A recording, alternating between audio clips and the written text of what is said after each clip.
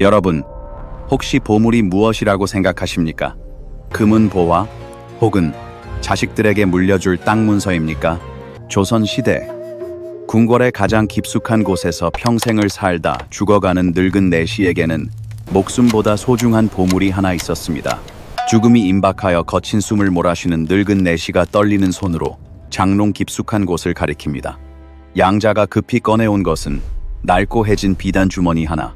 그 안에는 과연 무엇이 들어있었을까요? 그 안에 든 것은 놀랍게도 60년 전 그가 10살 꼬마였을 때 자신의 몸에서 잘려나간 그것, 바로 남성의 생식기였습니다. 바싹 말라 비틀어진 그 살점 덩어리. 내시는 죽기 직전 그 흉물스러운 것을 자신의 시신에 다시 붙여달라고 애원합니다. 내 몸에 다시 붙여다오. 그래야 저승 가서 조상님을 뵐 때 산의 구실을 할 수 있지 않겠느냐. 도대체 왜 그들은 평생 이 끔찍한 신체의 일부를 보물단지처럼 모시고 살았을까요? 그리고 궁궐의 담장 안에서는 과연 무슨 일이 벌어졌던 걸까요? 오늘 교과서에서는 절대 가르쳐주지 않는 역사상 가장 은밀하고 처절했던 남자들의 이야기, 조선 내시의 24시간을 현미경으로 들여다보듯 파헤쳐드립니다. 반갑습니다. 역사의 뒤안길을 비추는 역사 뒷담화입니다. 흔히 사극 드라마를 보면 내시가 어떻게 묘사됩니까? 왕 옆에서 전하하고 간신배처럼 아부하거나 우스꽝스러운 목소리로 개그 캐릭터가 되곤 하죠. 하지만 우리 시청자 여러분, 인생 살아보셔서 아시지 않습니까? 남의 돈 벌어먹고 사는 게 어디 그리 쉬운 일이던가요? 하물며 목숨이 왔다 갔다 하는 구중궁궐에서 남자의 가장 중요한 것을 포기하고 평생을 버텨낸 그들의 삶이 과연 우습기만 했을까요? 아닙니다. 오늘 제가 들려드릴 이야기는 단순한 고자 이야기가 아닙니다. 이것은 인간이 가진 가장 근본적인 욕망을 거세당한 채 권력과 부, 그리고 생존을 위해 몸부림쳤던 우리 조상들의 처절한 생존 보고서입니다. 오늘 영상은 조선 왕조실록과 승정원 일기, 그리고 내시 가문에 내려오는 족보 등 철저한 고증 자료를 바탕으로 재구성했습니다. 이 영상 하나만 끝까지 보시면 여러분은 조선 500년 역사를 움직인 제3의 성, 내시의 모든 것을 알게 되실 겁니다. 준비되셨습니까? 그럼 찬바람이 쌩쌩 부는 한양의 어느 가난한 뒷골목으로 함께 들어가 보겠습니다. 이야기의 시작은 가난입니다. 지독하고도 끔찍한 가난 말입니다. 시청자 여러분, 우리 어릴 적 보릿고개 기억하십니까? 봄만 되면 쌀떡이 바닥나서 촉은 목피, 소나무 껍질을 벗겨 먹고 쑥을 뜯어 죽을 쑤어 먹던 그 시절, 자식들 배 골리는 부모의 마음이 오죽했겠습니까? 생다지를 씹는 심정이었을 겁니다. 하지만 조선시대의 가난은 1960년대 보릿고개보다 훨씬 더 혹독했습니다. 역병이 돌고 흉년이라도 들면 길거리에 굶어 죽은 시체가 즐비했습니다. 여기 한양 외곽에 쓰러져가는 초가집을 상상해 보십시오. 며칠째 연기 한 번 나지 않는 차가운 구들장 위, 배고픔에 지쳐 뼈만 남은 10살짜리 소년이 누워 있습니다. 아이의 갈비뼈는 앙상하게 드러나 있고 완탄 눈동자는 천장만 바라보고 있습니다. 이대로 두면 며칠 못 가 저 아이는 싸늘한 주검이 될 겁니다. 이때 부모는 밤새 피눈물을 흘리며 상의합니다. 여보, 저 아이를 이대로 굶겨 죽일 수는 없소. 차라리 대궐로 보냅시다. 그게 무슨 소리요? 대궐이라니요? 내시를 만들겠다는 말이요? 멀쩡한 자식의 신세를 망치려 하오? 그럼 어쩝니까? 여기서 굶어 죽으나 거기 가서 배불리 먹고 사나 매한 가지 아니오. 내시가 되면 적어도 쌀밥은 먹는답니다. 우리 식구 다 죽기 전에 결단을 내려야 하오. 여러분, 이게 바로 조선시대 내시가 탄생하는 가장 흔하고도 슬픈 배경이었습니다. 물론 선천적으로 고환이 없이 태어난 아이나 개에 물려서 사고로 거세된 아이들이 특채로 뽑혀가는 경우도 있었습니다. 하지만 대다수는 이 지독한 배고픔 때문에 부모의 손에 이끌려 스스로 남성을 포기하는 길을 택했습니다. 지금의 시각으로 보면 끔찍한 아동학대요, 인권유린이지만 그 시절 부모에게 그것은 자식을 살리기 위한 마지막 동아줄이자 비극적인 사랑의 방식이었습니다. 결국 아버지는 어린 아들의 손을 잡고 집을 나섭니다. 얘야, 오늘 아버지가 고기국 먹여주마. 따라오너라. 아이는 영문도 모른 채 그저 고기국이란 말에 힘없는 다리를 이끌고 아버지를 따라 나섭니다. 그 길이 자신의 인생을 송두리째 바꿀 지옥으로 가는 길인 줄은 꿈에도 모른 채 말입니다. 자, 그런데 여러분, 4시가 되는 수술, 그저 싹둑 자르면 끝나는 간단한 일이었을까요? 천만의 말씀입니다. 그곳은 마취제도, 항생제도 없는 생지옥 그 자체였습니다. 이제 여러분을 그 끔찍한 수술방 안으로 안내하겠습니다. 아버지가 아들을 데리고 도착한 곳은 산속 깊은 곳에 있는 외딴 오두막집이었습니다. 이곳에는 도자장, 더즈이라 불리는 전문 시술자가 살고 있었습니다. 이들은 일종의 기술자로서 대대로 내시를 만드는 은밀한 의식을 집도하는 사람들이었습니다. 그런데 참으로 기이한 것은 이 수술이 아무 때나 이루어지지 않았다는 점입니다. 도자장은 하늘을 보며 날씨를 살폈습니다. 해가 쨍쨍한 날은 절대 칼을 들지 않았습니다. 그들이 기다리는 날은 바로 천둥 번개가 치고 폭우가 쏟아지는 밤이었습니다. 왜 그랬을까요? 위생 때문일까요? 아닙니다. 바로 비명소리 때문이었습니다. 마취제 하나 없는 생사를 도려내는 수술입니다. 아이가 지르게 될 그 처절한 비명소리가 마을로 새어나가면 관가에 신고가 들어갈 수도 있고 소문이 나면 곤란했기 때문입니다. 그래서 천둥소리가 우르릉쾅 하고 세상을 덮을 때 그 소리에 묻어 아이의 울음소리를 감추려 했던 것입니다. 참으로 치밀하고도 잔인한 지혜가 아닐 수 없습니다.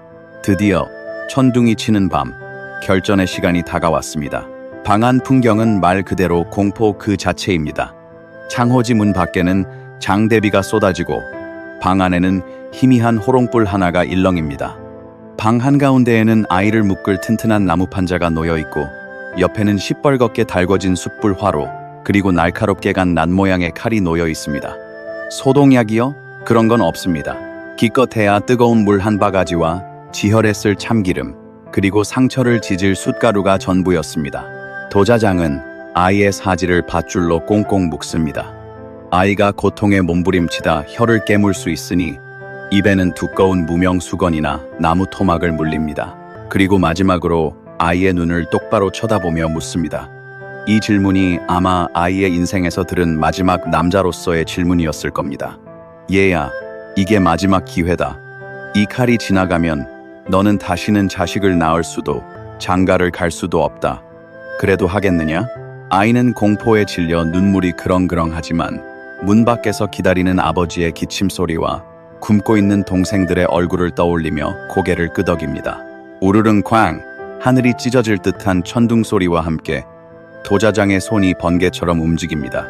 여러분, 여기서 오해하시면 안 되는 것이 있습니다.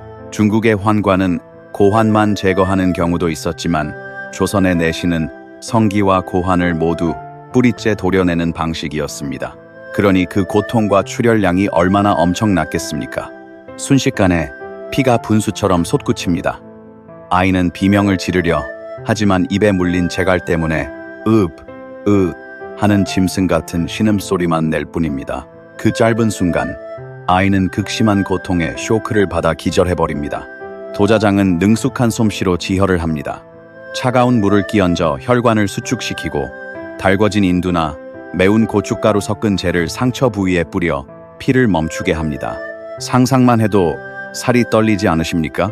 하지만 여러분, 진짜 지옥은 수술이 끝난 직후부터 시작됩니다. 수술보다 더 무서운 것이 바로 수술 후유증이기 때문입니다. 아이가 기절했다 깨어나면 도자장은 아이를 일으켜 세워 억지로 걷게 만듭니다. 아파서 죽을 것 같은데도 계속 걷게 하고 뛰게 합니다. 피가 굳어서 엉겨붙지 않게 하려는 것입니다. 그리고 가장 중요한 처치가 남았습니다. 갈려나간 부위에 새 깃털의 대공이나 밀집 혹은 작은 구리대롱 같은 것을 꽂아 넣습니다. 이게 무엇일까요? 바로 오줌길입니다. 상처가 아물면서 요도 구멍이 막혀버리면 소변을 배출하지 못해 방광이 터져서 죽게 됩니다. 그래서 상처가 아물 때까지 억지로 구멍을 유지하기 위해 관을 꽂아두는 것입니다. 수술 후 3일. 이 3일이 생사의 갈림길입니다. 아이는 물 한 모금 마시지 못합니다. 오줌을 누면 상처가 덧나거나 관이 빠질 수 있기 때문입니다. 타오르는 갈증, 불덩이처럼 끓어오르는 염증, 그리고 끔찍한 통증. 아이는 헛것을 보며 끙끙 앓습니다. 어머니, 물 좀 주세요. 어머니. 문 밖에서 그 소리를 듣는 부모의 가슴은 새카맣게 타들어갔겠지요. 그렇게 지옥 같은 3일이 지나고 도자장이 마침내 대롱을 뽑거나 상태를 확인합니다. 그리고 물을 먹인 뒤 소변을 보게 합니다. 이때 아 하고 맑은 소변 줄기가 시원하게 뿜어져 나오면 그제야 방문이 열리고 부모가 뛰어들어와 아이를 끌어안고 통곡합니다. 살았다. 내 새끼가 살았다. 소변이 나온다는 것은 요도가 막히지 않았고 내시로서의 생명이 시작되었다는 신호탄이었습니다. 이를 통과 의례라고 불렀습니다. 하지만 만약 소변이 나오지 않고 찔끔거리거나 고름이 섞여 나온다면 그 아이는 결국 폐혈증으로 고통 속에 세상을 떠나야 했습니다. 기록에 따르면 10명 중 서너 명은 이 과정에서 목숨을 잃었다고 합니다. 즉, 내시가 된다는 것은 30-40%의 사망 확률을 뚫고 살아남은 그야말로 선택받은 생존자들이었다는 뜻입니다. 자, 천신만고 끝에 살아남은 아이, 이제 고향을 떠나 한양의 궁궐로 향합니다.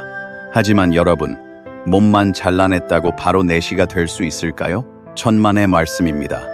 궁궐은 아무나 들어가는 곳이 아니었습니다. 이 어린 소년 앞에는 군대 훈련보다 더 혹독한 상상을 초월하는 내시 사관학교의 지옥 훈련이 기다리고 있었습니다.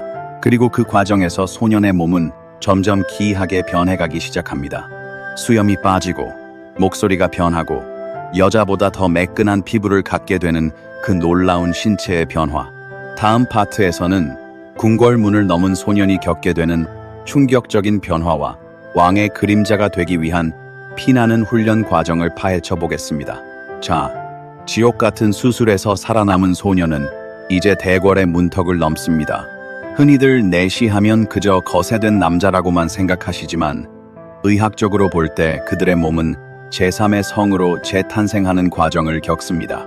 궁궐에 들어온 지 수년이 흐르고 사춘기가 지날 무렵부터 소년의 몸에는 기이한 변화가 찾아옵니다. 먼저 수염이 나지 않습니다. 시청자 여러분, 사극에서 수염 덥수룩한 내시 보셨습니까? 없을 겁니다. 턱이 매끈합니다. 남성 호르몬의 생산 공장인 고환이 사라졌기 때문이죠. 목소리는 변성기를 겪지 않아 여인처럼 가늘고 옥구슬 굴러가는 소리가 납니다. 이를 미성이라 하는데 늙어서도 아이 같은 목소리를 낸다고 상상해 보십시오. 밤에 들으면 꽤나 오싹했을 겁니다. 그런데 참 아이러니한 것은 노화입니다. 피부는 여인처럼 부드러운데 얼굴에는 자글자글한 주름이 일반 남성보다 훨씬 빨리 그리고 깊게 패였습니다. 마치 쭈글쭈글한 대추나 곶감처럼 말입니다. 호르몬 불균형이 가져온 슬픈 흔적이죠. 그래서 내시들은 젊은 나이에도 늙어 보였고 늙어서는 성별을 분간하기 힘든 기묘한 외모를 갖게 되었습니다. 그들은 거울을 볼 때마다 무슨 생각을 했을까요? 나는 사내인가 여인인가? 아니면 그저 왕을 위한 도구인가? 정체성의 혼란 속에서 그들은 스스로를 지워나갔습니다. 하지만 감상에 젖을 시간 따위는 없었습니다. 신입 내시, 즉 소환들에게는 군대 유격 훈련보다 더 독한 훈련이 기다리고 있었기 때문입니다. 내시부의 최고 수장인 상선, 영감은 호랑이보다 무서운 교관이었습니다. 가장 먼저 배우는 것은 걷는 법입니다. 발 뒤꿈치를 들고 걸어라. 소리가 나면 내 목이 달아난다. 궁궐의 복도는 나무로 된 마루가 많아 발자국 소리가 크게 울립니다. 왕의 단잠을 깨우거나 명상을 방해하면 그날로 곤장 세례입니다. 그래서 내시들은 무릎을 살짝 굽히고 발가락 끝에 힘을 주어 사뿐사뿐 걷는 마치 고양이나 학처럼 움직이는 보법을 익혔습니다. 하루 종일 까치발로 서 있고 허리를 90도로 굽힌 채 대기하다 보면 저녁에는 허벅지가 터질 듯 붓고 무릎 관절이 으스러지는 고통에 시달렸습니다. 시니어 시청자 여러분, 관절염의 고통 잘 아시죠? 내시들은 그 고통을 직업병으로 달고 살았습니다. 그뿐만이 아닙니다. 숨 쉬는 법도 훈련했습니다. 왕의 코앞에서 시중을 드는데 거친 숨소리가 들리면 불경죄입니다.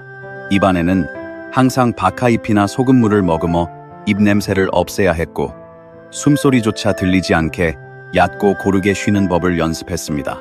심지어 재채기가 나오려 하면 혀를 깨물고 허벅지를 꼬집어 참았습니다.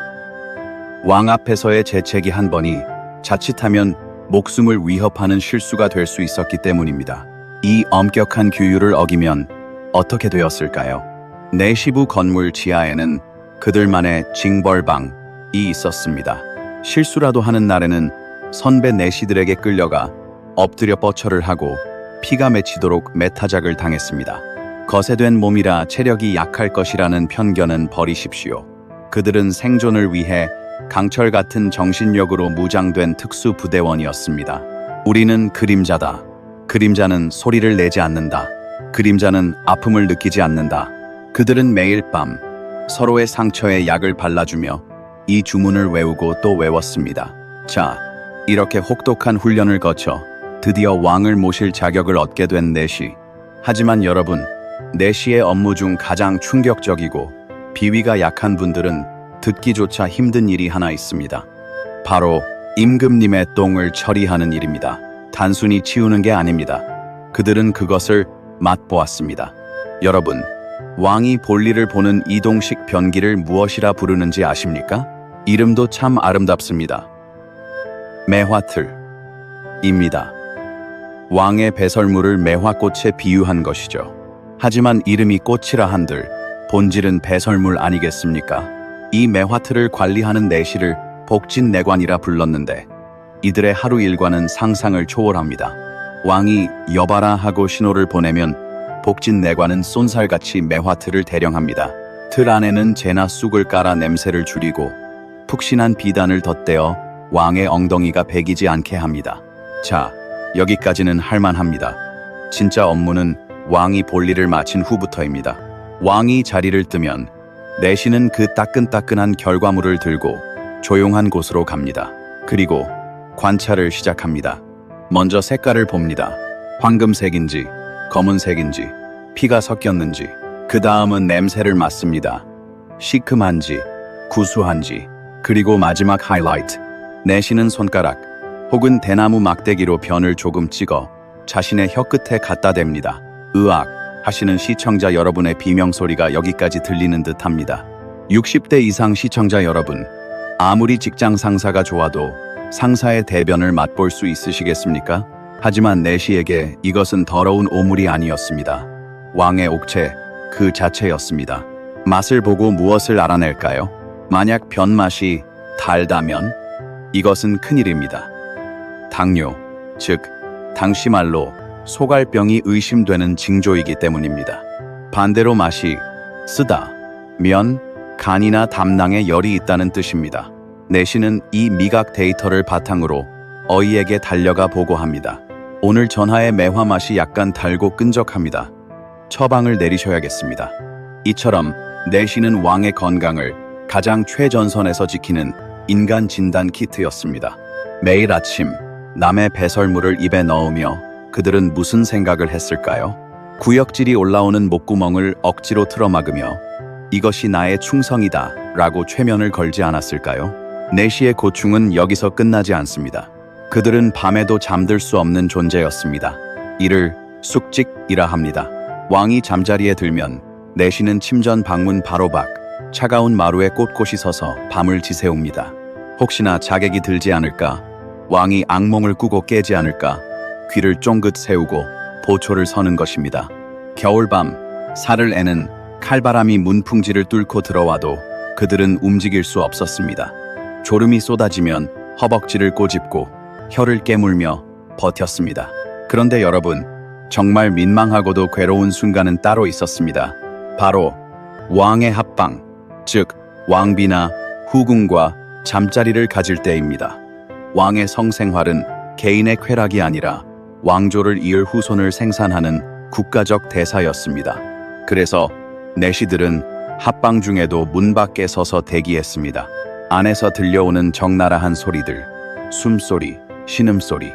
남성성을 거세당한 내시가 문 하나를 사이에 두고 천하에서 가장 권위 있는 남자의 정사를 듣고 있어야 하는 그 상황. 이건 그들에게 일종의 정신적 고문 아니었을까요? 심지어 내시 중에는 나이가 지긋한 상선이 타임키퍼 역할을 하기도 했습니다. 왕의 옥체를 보존하기 위해 합방 시간이 너무 길어지면 밖에서 암입니다. 전하, 옥체를 생각하시어 이제 그만하시옵소서. 한창 뜨거운 순간에 찬물을 끼얹는 이 외침. 왕 입장에서도 김이 섰겠지만 내시 입장에서도 죽을 맛이었을 겁니다. 남자의 기능을 잃은 자가 남자의 기능을 통제해야 하는 이 아이러니. 이 밤, 문 밖에 내시는 밤하늘의 달을 보며 자신의 텅 빈 아랫도리를 쓸쓸히 내려다보지 않았을까요? 이뿐만이 아닙니다. 내시는 살아있는 가구여야 했습니다. 왕이 정사를 논하거나 비밀 회담을 할 때 내시는 병풍처럼 곁에 서 있습니다. 그들은 듣지 말아야 할 것을 듣고 보지 말아야 할 것을 봅니다. 영모의 징조, 뇌물이 오가는 현장, 후궁들의 암투, 이 모든 비밀이 내시의 귀로 들어옵니다. 하지만 입 밖으로 내는 순간 목숨은 없습니다. 이를 산무산무라 했습니다. 눈이 있어도 보지 말고, 귀가 있어도 듣지 말고, 입이 있어도 말하지 말라. 임금님 귀는 당나귀 귀라고 소리치고 싶은 욕망을 억누르며 그들은 평생 가슴속에 화병을 키우며 살았습니다. 자, 그런데 여러분, 여기서 반전이 있습니다. 이렇게 비참하고 더럽고 힘든 삶을 살았던 내시들이 사실은 조선 최고의 부자였다는 사실을 아십니까? 한양의 노른자 땅을 다 사들이고 떵떵거리며 살았던 그들의 이중생활, 그리고 자식을 낳을 수 없는 그들이 어떻게 가정을 꾸리고 아내를 맞이했을까요? 남자가 아닌 남편과 사는 아내의 비극, 그리고 돈에 미칠 수밖에 없었던 그들의 슬픈 욕망. 다음 파트에서는 내시들의 비틀린 욕망과 은밀한 사생활을 본격적으로 파헤쳐 보겠습니다. 시청자 여러분, 옛말에 이런 기가 막힌 속담이 있습니다. 내시 집 개가 죽으면 정승 판서들이 문상을 오고 정작 내시가 죽으면 개 한 마리 얼씬하지 않는다. 이 말이 무엇을 의미할까요? 살아생전 그들의 위세가 하늘을 찔렀지만 그 권력은 오직 왕의 그림자였기에 가능했던 허상이었다는 뜻입니다. 하지만 그 허상을 유지하기 위해 내시들이 쌓아 올린 부후는 실로 어마어마했습니다. 조선 후기 기록을 보면 한양 도성의 노른자 위 땅, 지금의 강남 같은 곳들은 대부분 내시들의 소유였습니다. 도대체 그 많은 돈을 어디서 어떻게 긁어 모았을까요? 첫째는 왕의 하사품입니다.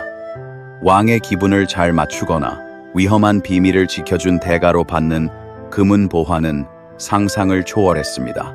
하지만 이건 빙산의 일각입니다. 진짜 돈줄은 바로 궁궐 조달 사업에서 나왔습니다. 왕실에서 쓰는 종이, 비단, 쌀, 곶감 등 모든 물자는 내시들의 손을 거쳐야 들어올 수 있었습니다. 전국의 거상들이 내시에게 줄을 대려고 혈안이 되었습니다. 영감님, 이번에 질 좋은 인삼이 들어왔는데 맛이나 좀 보십시오 하며 찔러주는 뒷돈, 이것이 눈덩이처럼 불어나 내시들의 곳간을 채웠습니다. 심지어 왕의 이름을 팔아 세금을 가로채거나 매관매직의 브로커 역할을 하며 챙긴 수수료도 막대했습니다. 그들은 이렇게 모은 돈으로 고리대금업을 했습니다. 돈이 급한 가난한 양반이나 농민에게 돈을 빌려주고 제때 갚지 못하면 가차없이 논밭을 빼앗았습니다. 전라도, 경상도 곡창지대에 수천 마지기의 땅을 가진 내시 대지주가 탄생한 배경입니다. 가을 추수철이 되면 내시의 집 마당에는 소작농들이 바친 쌀가마니가 산처럼 쌓여 담장 밖으로 넘칠 지경이었다고 합니다. 그렇다면 시니어 시청자 여러분, 여기서 한 가지 의문이 생깁니다. 아니, 자식도 못 낳고 물려줄 핏줄도 없는데 왜 그렇게 악착같이 돈을 모았을까? 그저 사치스럽게 살기 위해서였을까요? 아닙니다. 거기에는 눈물 없이는 들을 수 없는 생존의 공포가 숨어 있었습니다. 내시는 왕이 죽거나 자신이 늙고 병들면 궁에서 나가야 합니다. 이를 출궁이라 하죠. 궁을 나서는 순간 그들은 세상에서 가장 고독한 존재가 됩니다. 반겨줄 가족도 돌봐줄 자식도 없습니다. 사람들은 뒤에서 고자 영감 지나간다며 손가락질합니다. 이 비참한 노후를 지켜줄 유일한 방패는 오직 돈뿐이었습니다. 돈이 효자다. 돈이 내 자식이고 돈이 내 무덤이다. 이 처절한 믿음이 그들을 탐욕의 화신으로 만들었던 것입니다. 실제로 현재 서울 은평구와 고양시 일대에는 과거 내시들이 모여 살았던 집단 거주지가 있었습니다. 그들은 은퇴 후 그곳에 모여 서로를 의지하며 살았고 죽어서 묻힐 공동묘지를 만들기 위해 막대한 돈을 쏟아부었습니다. 자신이 죽은 뒤 제사상에 밥 한 그릇 올려줄 사람이 없다는 공포. 그 공포를 지우기 위해 그들은 평생을 수전노처럼 살아야 했습니다. 돈 이야기는 여기까지입니다. 이제 여러분이 진짜 궁금해하실 이야기, 바로 남녀 관계입니다. 거세된 남자가 무슨 여자를 만나? 라고 생각하시나요? 천만의 말씀입니다. 그들도 가슴 뛰는 심장을 가진 사내였습니다. 아니, 가질 수 없기에 더더욱 집착했던 그들의 기형적인 사랑 이야기가 지금 시작됩니다. 궁궐의 밤은 깊고 외롭습니다. 왕은 단 한 명이지만 왕을 기다리는 궁녀는 수천 명입니다. 평생 왕의 손길 한 번 닿지 못한 채 늙어가는 궁녀들, 그리고 남성을 잃어버린 내시들. 이 두 외로운 존재들이 만나면 무슨 일이 벌어질까요? 여기서 대식이라는 은밀한 단어가 등장합니다. 글자 그대로 풀이하면 마주보고 밥을 먹는다는 뜻이지만 실상은 내시와 궁녀의 사실혼 관계를 말합니다. 이건 발각되면 즉시 참수형을 당할 수 있는 중죄였습니다. 궁녀는 오직 왕의 여자여야 했으니까요. 하지만 죽음의 공포보다 더 무서운 것이 사무치는 외로움이었습니다. 어두운 밤, 인적 드문 창고나 담벼락 아래서 그들은 몰래 만났습니다. 육체적인 결합은 불가능하거나 불완전했을 겁니다. 대신 그들은 서로의 젖은 손을 잡고 서로의 어깨에 기대어 흐느꼈습니다.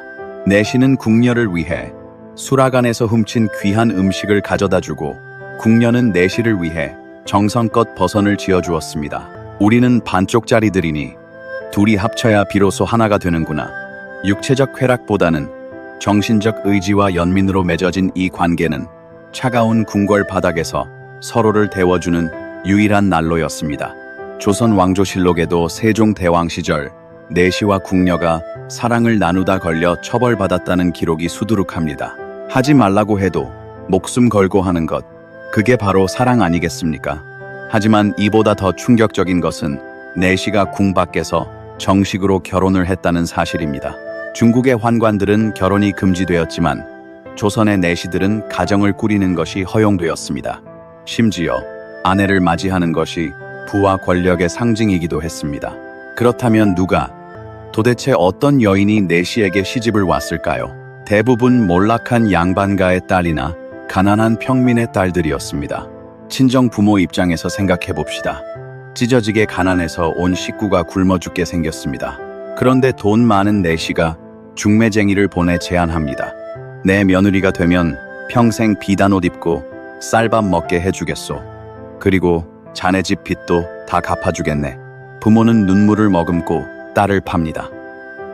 딸을 살리기 위해 혹은 나머지 식구를 살리기 위해 딸을 희생양으로 보낸 것입니다. 자, 혼례를 치른 첫날 밤을 상상해 보십시오.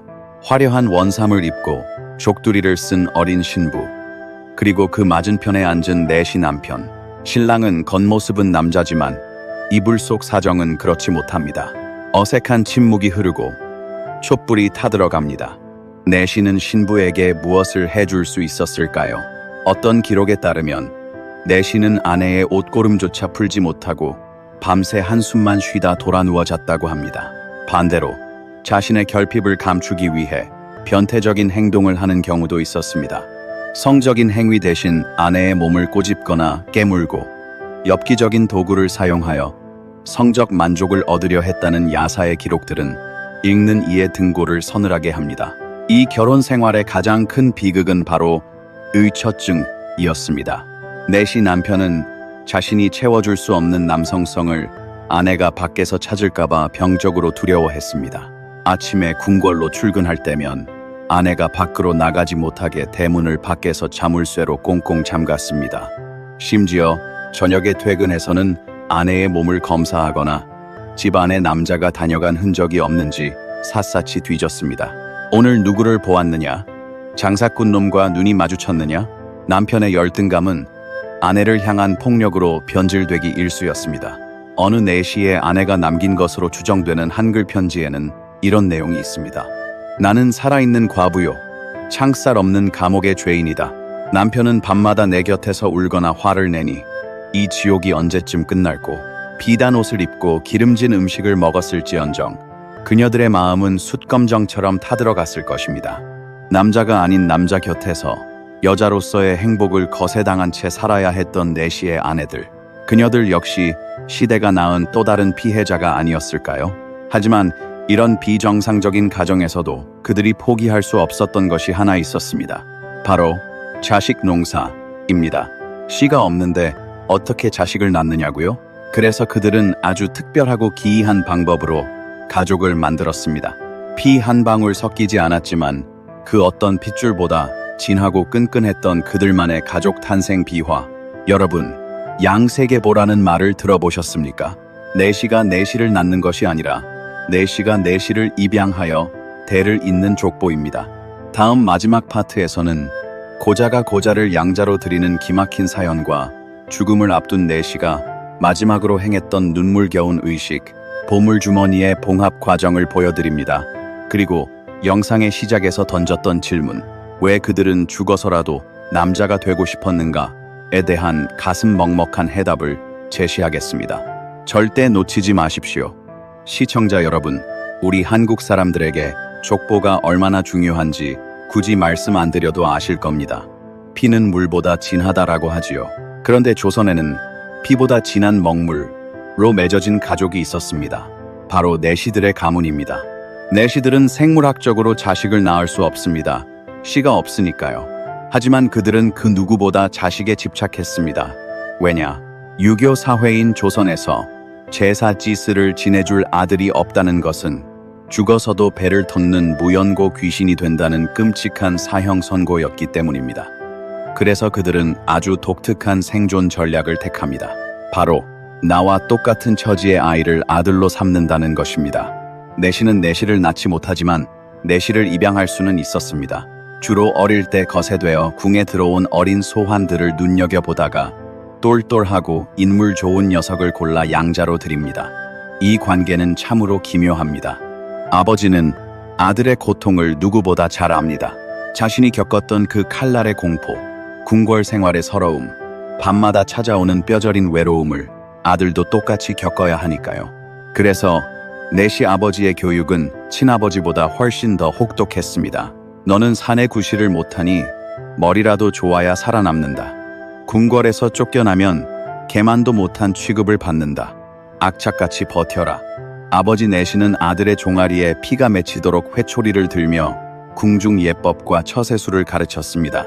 이것은 학대가 아니었습니다. 대를 이어 살아남아야 한다는 처절한 생존 수업이었습니다. 이렇게 맺어진 가족은 양세계보라는 족보에 기록됩니다. 놀랍게도 유명한 내시 가문은 300년, 400년 동안 대를 이어가며 명문가 행세를 했습니다. 판서댁 족보 부럽지 않게 시조부터 증손자까지 빼곡하게 이름이 적혀 있습니다.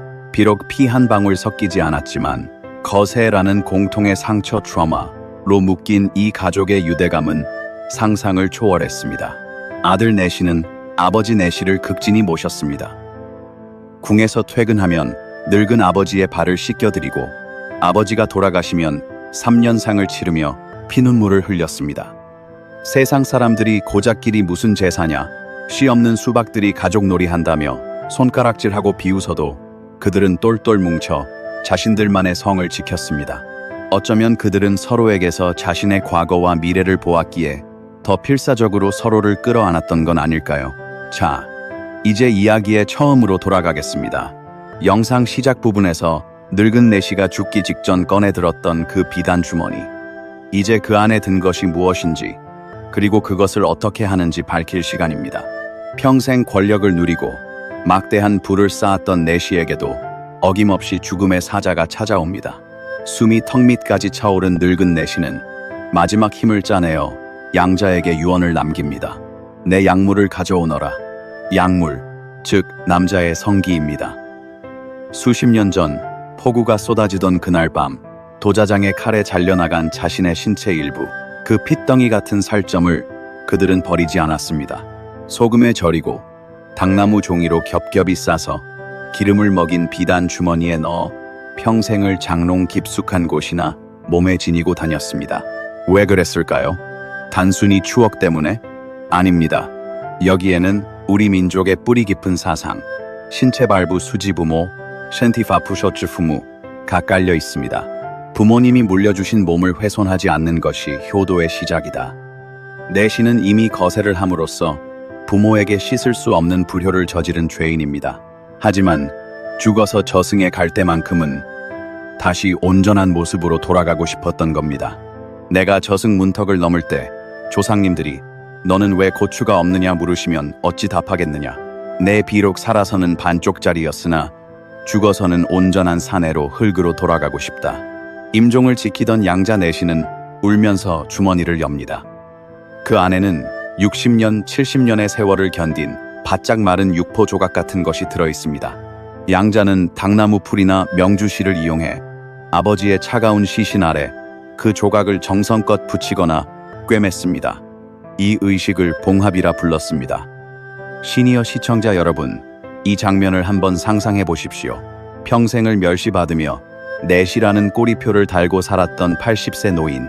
숨이 끊어진 뒤에야 비로소 잃어버렸던 자신의 일부를 되찾고 완전한 남자가 되어 관 속에 눕는 그 모습. 이것은 엽기적인 행위가 아닙니다. 인간으로서의 존엄성을 회복하려는 눈물겹도록 슬픈 마지막 몸부림이었습니다. 그렇게 내시는 비로소 편안한 얼굴로 영원한 잠에 들 수 있었습니다. 그들은 죽어서도 고향 선산에 묻히지 못했습니다. 문중에서 받아주지 않았으니까요. 대신 서울 은평구 이말산 같은 곳에 자신들만의 묘역을 만들고 옹기종기 모여 묻혔습니다. 지금도 그곳에 가면 이름 모를 내시들의 비석이 비바람에 깎여 나가고 있습니다. 죽어서야 비로소 되찾은 남성성을 품고 그들은 지금 무슨 꿈을 꾸고 있을까요? 자, 긴 시간 동안 우리는 궁궐 담장 안 가장 어두운 곳에서 살았던 내시들의 삶을 들여다보았습니다. 어떠셨습니까? 처음에는 그저 사극에 나오는 웃긴 조연 혹은 탐욕스러운 간신배라고만 생각하셨을 겁니다. 하지만 자세히 들여다보니 어떻습니까? 그들 또한 가난 때문에 가족을 살리기 위해 자신의 가장 소중한 것을 도려내야 했던 시대의 피해자였습니다. 남자가 아니라는 조롱을 견디기 위해 악착같이 돈을 모았고 자식이 없다는 공포를 이기기 위해 가짜 족보를 만들어서라도 가족을 이루고 싶어 했던 그저 평범한 행복을 꿈꾸었던 사람들이었습니다. 오늘 이 영상을 보신 시니어 여러분께 묻고 싶습니다. 내시들이 평생을 바쳐 지키려 했던 그 보물 주머니, 어쩌면 우리 가슴 속에도 그런 주머니가 하나씩 들어있지 않을까요? 세상 풍파에 깎이고 먹고 사느라 포기하고 자식 키우느라 잘려나간 나 자신이라는 잃어버린 조각 말입니다. 늙은 내시가 죽음 앞에서 그토록 찾고 싶어 했던 온전한 나의 모습. 오늘 밤은 여러분이 잃어버린 혹은 잊고 살았던 소중한 가치는 무엇인지 한 번쯤 떠올려보는 시간이 되셨으면 합니다. 역사를 잊은 민족에게 미래는 없다. 이 말은 거창한 독립운동에만 쓰이는 말이 아닙니다. 가장 낮은 곳에서 치열하게 살다간 이들의 아픔을 기억하는 것, 그것이 진짜 역사입니다. 이 영상이 좋으셨다면 주변의 소중한 분들에게 공유해 주십시오. 특히 자녀분들에게 보여주시면 교과서보다 더 생생한 역사 공부가 될 것입니다. 다음 시간에는 궁궐의 또 다른 그림자, 왕의 여자가 되었으나 평생 독수 공방하며 시들어가야 했던 궁녀들의 은밀한 사생활과 충격적인 비밀을 들고 찾아오겠습니다. 구독과 좋아요, 알림 설정은 역사 탐험의 입장료입니다. 긴 영상 시청해 주셔서 감사합니다. 여러분의 가정에 늘 온전한 행복이 가득하시길 기원합니다.